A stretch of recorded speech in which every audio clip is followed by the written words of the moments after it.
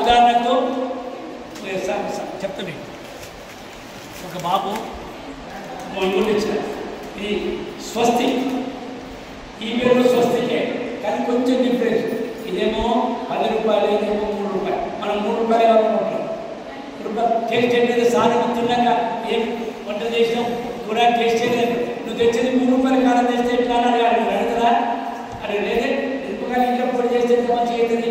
ఇటువంటి మార్పు పడి మొన్న ఒక అబ్బాయి బాగా చివరమని ఒక అబ్బాయి వాళ్ళ అమ్మ బాగా జ్వరం వచ్చింది, విపరీతంగా.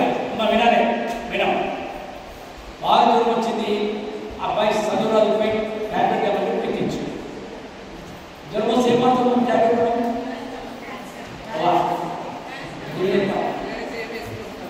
ఏ ట్యాబ్లెట్ వాడతాం ఎక్కువ శాతం? Very good. క్యారెట్స్ బంద్ ఇచ్చి తెచ్చి వేస్తే ఆమెకు